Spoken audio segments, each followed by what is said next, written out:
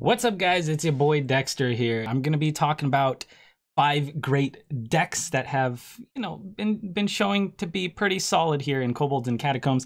The meta is changing really fast. I guess I just wouldn't recommend crafting these. If you do have the cards, definitely try it out. But if you're missing some cards, maybe just fill them in with some other things. Just swap them. I wouldn't really, don't craft anything just yet, because you might end up regretting it. I finished recording the whole video and Amnesiac has to go and hit rank 1 legend with this Zoo Warlock. Oh my god, guys, this list is insane. He was just cruising through these matches. Corridor Creeper just gives so much value. People have been sleeping on this card, but I don't think they're going to be sleeping on it anymore. He would actually keep this in his mulligans and you'd be able to get it out with such a huge tempo swing. Costing 1 less for every time any minion on the board dies. You can get this discounted super fast. Maybe even 0 mana by like turn 3 or 4. So yeah, this thing is pretty crazy. The list is really nice, really demon centric, even running demon fires, which haven't really been seen in too many zoos. Blood Fury also fits great here, and I don't know, man, this list is really nice. I don't know what you'd want to change here. So yeah, I mean, if you're looking for the best zoo list so far, this is definitely it. If you don't have creepers, I think you might want to craft them. Maybe they're the bone mare of Kobolds and Catacombs. It might be worth a craft. I know it's a little risky to say that.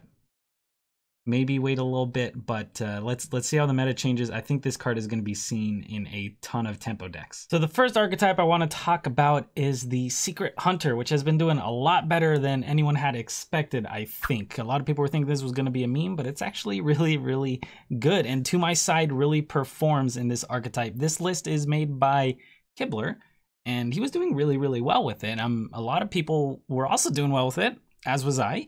And you're probably going to just be seeing a ton of this on the ladder. So the thought process here is you have no minions, so you get good value out of To My Side and Rock Delar. And basically what you're doing is you're playing secrets, you're buffing up your spellstone, you throw your spellstones, and it's really just hard for the opponent to deal with everything that's coming out of it. Wandering Monster is also really strong, and it just works surprisingly well. Rexar is also in there if you want to build a beast, so there's a lot of fun there. There's also another variation of this that was made by Bragi, and this one, it's not so minionless. This one's actually running Barnes and Yasiraj, but he did hit rank 1 legend. So the thought process here is you can usually tracking out your Barnes before you get to your Yasiraj, and hopefully you get it by turn 4. You play Barnes, you pull out the big old Yasiraj, and it's kind of just over from there usually. So when that happens, it feels real good, and it's amazing when it does happen. But when it doesn't, sometimes it sucks. But it's not the only win condition. You don't need Rock Delar in order to win. You usually end up winning through your upgraded spellstones, or just your opponent not being able to deal with all your generated minions. The next archetype I want to talk about here is Aggro Paladin. Cocosasa actually hit rank 1 legend with this one on the Asian servers, and it's really good. Once again, it's probably going to be changed quite a bit, but the main thought process here is aggro, of course, so you go face a lot, but you also have board control. It's hard for your opponent to deal with because you just flood the board constantly. Unidentified Maul has actually been pulling through really well. Giving +1 attack to your minions and stuff like that when you have 5 minions is really solid.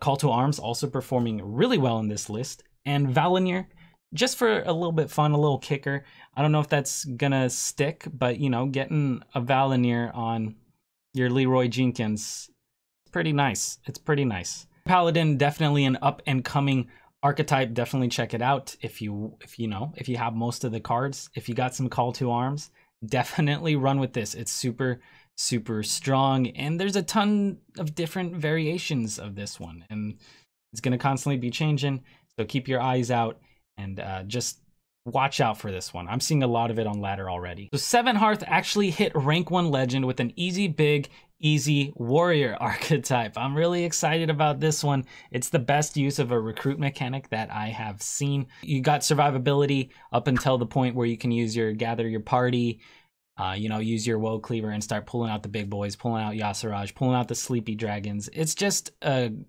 great list. It's a lot of fun.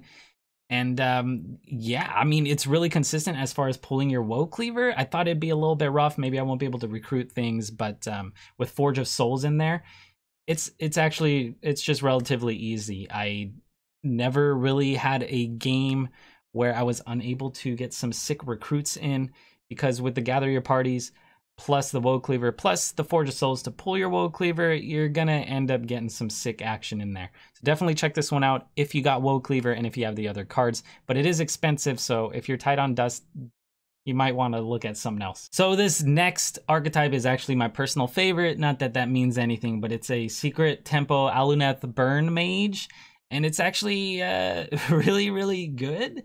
The main card, in my opinion, the MVP, is the Explosive Runes here. It's really hard to play around unless you're playing Minionless Hunter, because they don't trigger the runes. Ends up being rough. This also struggles against Aggro Paladin, but overall very solid list, and it just, the burn is a little bit too easy with Explosive Runes, Fireballs, the Firelands, plus, you know, your Valets.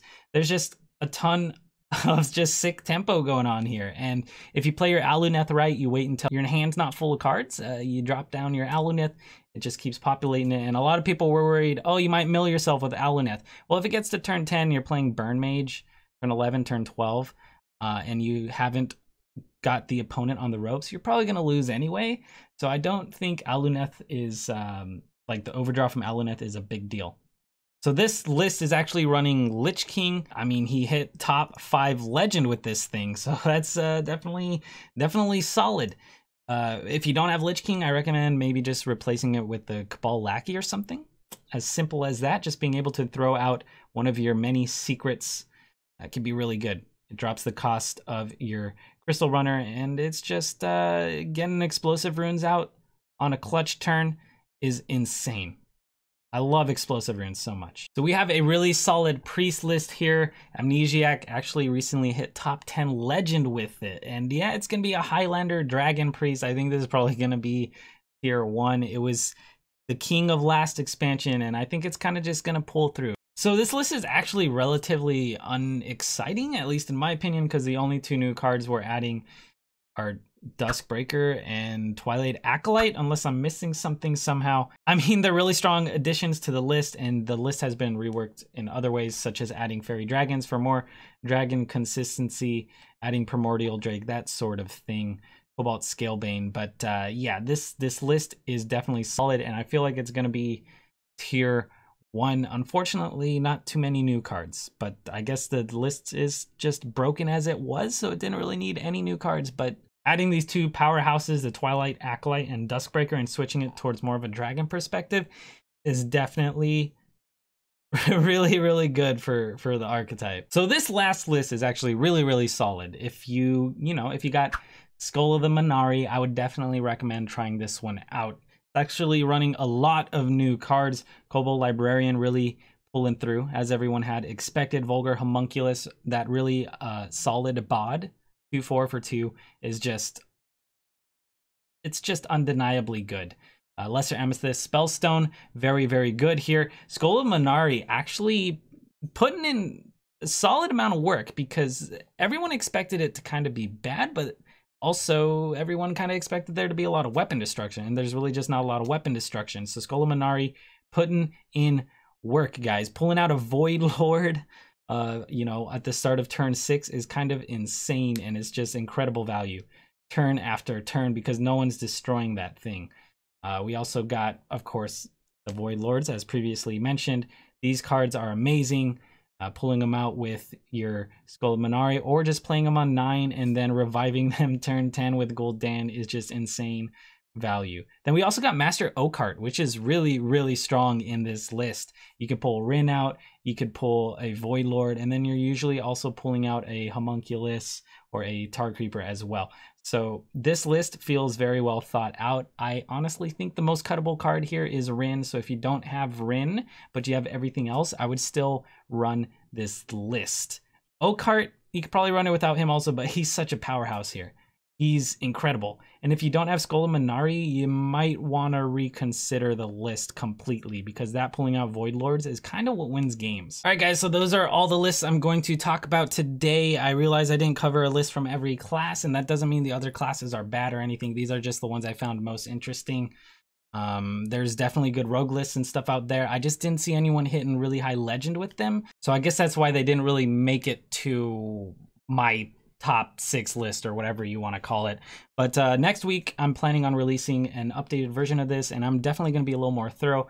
Go over hopefully one archetype from each class, I'm hoping. So definitely, you know, hit me with the like, hit me with the sub. Stay tuned. I am streaming on Twitch, so definitely look there when, you know, if you want to catch the stream. And that's about it, guys. I'll catch you in the next video. Peace!